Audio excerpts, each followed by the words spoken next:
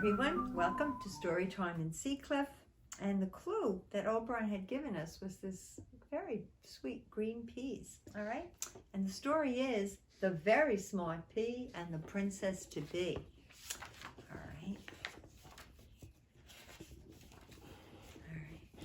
Many years ago, I was born in the palace garden, and there were rows of carrots and beets and cabbages, and I nestled snugly in a velvety pod. A lot like this, right? With my brothers and sisters. I felt a tingle. I knew somehow I would be important. Time came for us to go to the palace kitchen, and we were shelled and put in a bowl, and we were going to be part of a new recipe. Suddenly, I was picked from the pile. I was put in a little box with soft tissue to protect me from bruising, and I was taken by the queen.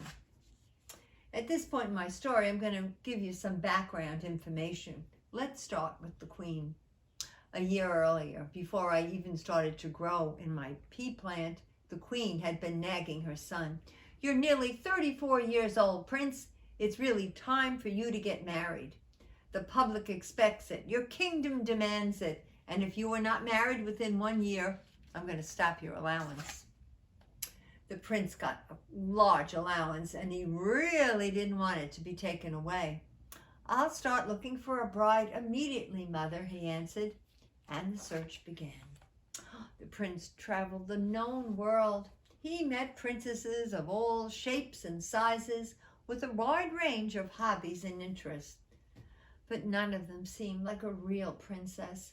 Somehow they weren't right for him. Too pink, too scary, too sleepy, too grumpy. After a year's search, the prince returned home, feeling quite glum. "That's enough," shouted the queen, and she stormed off to the palace kitchen. She came back with me in that little box. "Now," the queen said, "listen carefully. This is something only queens know. A real princess will be able to feel this little pea as she sleeps, even if she's sleeping on top of 20 mattresses. Are you going to marry the first girl who can feel this pea? That's what you're going to do. Yes, yes, yes." Wanted a real princess. Months passed. I spent most nights in darkness under a pile of 20 mattresses and feather beds and a princess.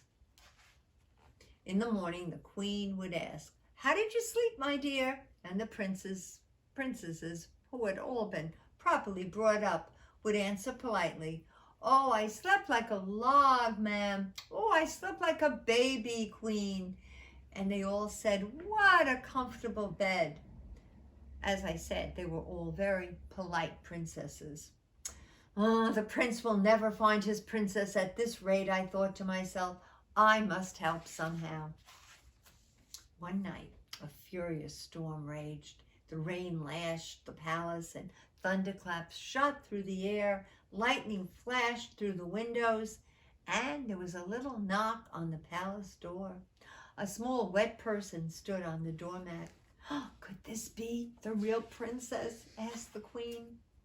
Before she could say a word, the small wet person was put to bed on top of the 20 mattresses and the feather beds, with me, of course, underneath. In the darkness, under the mattress, I recognized the soft snoring.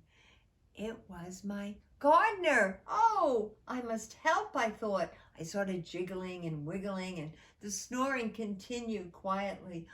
"I must do something," I thought, and I inched my way up to the edge, and I started to climb. Slowly, I struggled to the top of the towering pile of mattresses.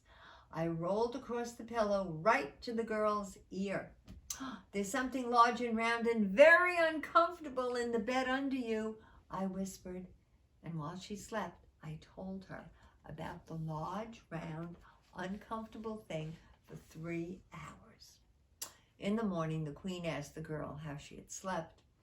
"It was awful," she sighed. "Something large and round and uncomfortable was bothering me all night." The queen was delighted to hear this. The wedding was lovely. The queen was interested to meet the new princess's parents, and I'm sure they're all going to live happily together ever after. And as for me, I became a very, very important artifact. I have my own glass case and I'm on display. And if you visit the right museum and look in the right place, you may chance to see me. And that's the end of the story of the very smart pea and the princess to be. Very good. All right, let's look at the birthday book. All right, our birthday person is going to be Eliza. And we're going to see what kind of a cake it's going to be. All right, Molly and, this is chocolate, Molly and Alice, James and Anna, Ben and Bee, Bevy, Riley, Tate, Sophia and India.